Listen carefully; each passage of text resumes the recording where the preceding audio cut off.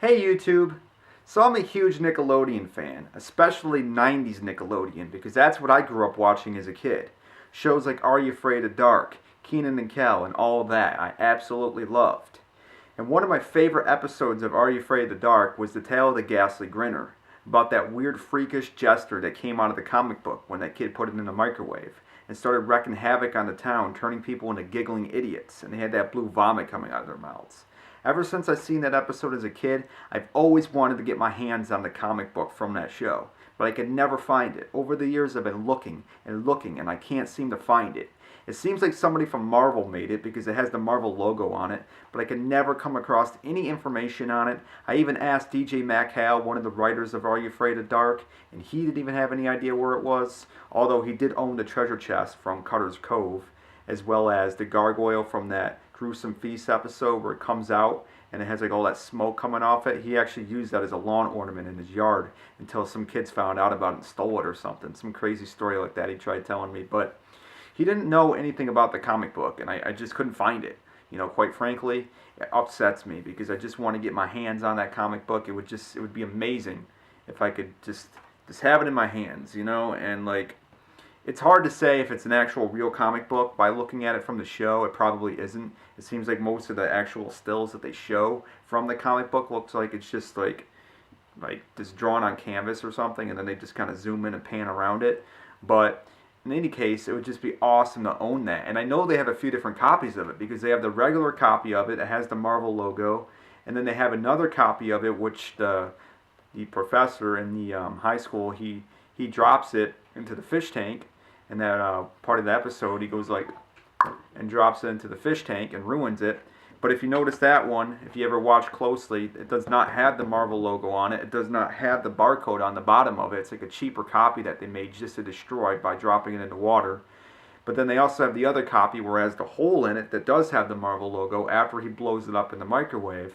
And there's another copy of it they use in an episode later on in the show, down the road, like in another season or two up, they show it again in another one of the episodes. So I know they have multiple copies of it. It's just, where are they? Only God knows, and maybe some of the producers of the show. I don't know if the kid that played Ethan Thomas owns one of the copies. I really don't know. I mean, if anyone has any idea where they are, if anyone still has one and they didn't all get destroyed, I mean, it would be amazing if I could somehow get my hands on one of them. I'd absolutely love that. But being a fan and just wanting this for so long, I finally had to do something about it. So I went out and I contacted a comic book artist and I paid him to recreate the cover for me. And I wanted to make sure that it was a comic book artist. I mean, I do my own art as well because I'm a graphic designer, but I wanted something that was authentic as much as possible, and I don't do comics. So I found a comic book artist, and I asked him if he could recreate the cover, and he said, sure. I watched the show as a kid myself, so it was pretty cool. He had a little bit of interest there. So contacted him. He banged it out, and that's what I'm looking at right now, what he made me, as well as a whole bunch of additions that I added to it. So this is actually what he created right here. And you might be looking at this and going, wow, that actually looks pretty screen accurate. And to be honest with you, it's pretty close. I would have to say it's probably around 80%, maybe 85% screen accurate. But there's still a lot of things wrong with it. For instance, for some reason, one reason or another, I'm not really sure, this middle ball section here that comes down is supposed to be a lot bigger, and it's supposed to come down more into the center of his hat. I'm not sure why he drew it the way it is, but that is what it is. His face should be a little more tilted to the side and a little bit bigger, as well as the hand here should be more to the side because the barcode is supposed to lay along the side of the hand, not so much underneath it like it is here. But still, for the most part, it's pretty screen accurate. I mean, the name looks pretty good, the face, everything else looks good. Obviously, he has a different art style. Instead of having darker eyes, he uses cross-hatching. So his art style is a little bit different. But still, overall, it's pretty awesome. I mean, I'm looking at this thing and I'm just like, oh my god, like this feels like the comic book. And granted, it's at 11 by 17 size, a little bit smaller because I had to trim the edges. It's still like amazing. And I actually have another copy of this right now, framed and up on my wall in my bedroom, and it's just amazing. I just absolutely love looking at it. But like I said, I added a lot of stuff to this. When he created this, the Ghastly Grinner name up here was actually very flat edged. It didn't have all this drippiness going on, so I actually went back in and added a bunch of drippiness with a black brush and kind of added more detail into it to make it more screen accurate.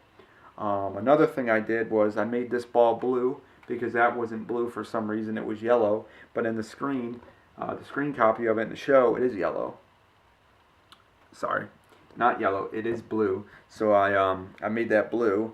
As well as down here in the hand, I actually widened the thumb a little bit to make it a little more accurate. It kind of rests along his face a little bit more than it did in his copy.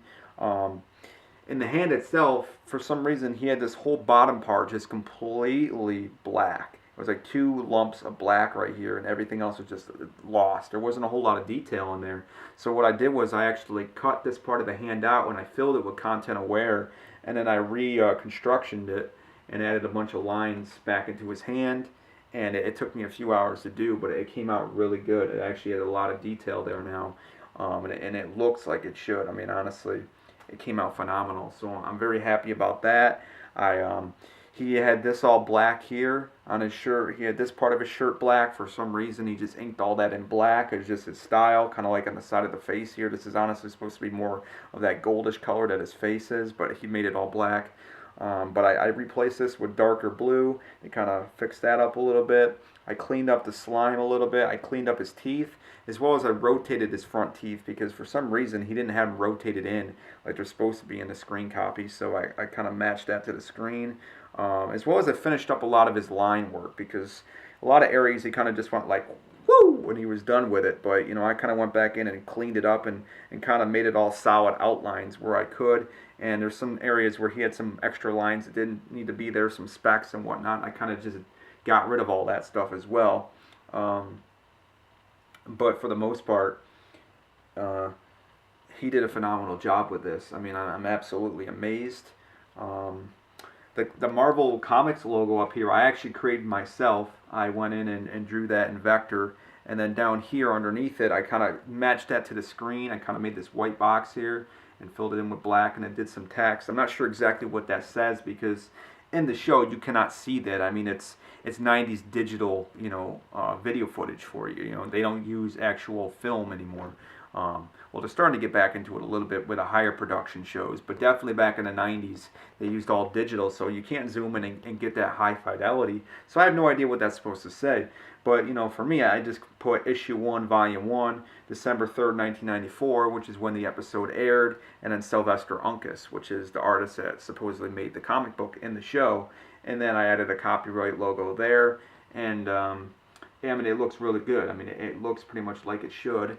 And then down here in the barcode, I kind of just added that in there. And again, try to match it up to the screen as best as I could. It turns out, I guess there is a couple numbers down here that were on the screen, but they were so faint for some reason. I don't know. It's very weird. But when I was first looking at the images from the show that I captured, I didn't really notice that there was numbers there. But I found out later on by looking a little closer that they were there. They're just, like I said, super faint. So this doesn't have any of that, but still it's pretty good. And then I added like that dark gray stripe down the side, which is kind of like the binding of the comic book itself. So overall, it kind of gives you that feel. So I mean, this is phenomenal. I mean, if you were to compare this with the real one from the show, it does look a little bit different, but it's just awesome.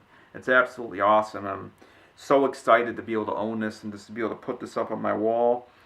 And anybody else that's a fan, I mean, I know you're going to appreciate this because it's just amazing, and there's nothing else like this online. I mean, I don't know how many people are actually fans of this, but I feel like there's a lot more people out there than I want to believe, because I'm not the only weird person out there.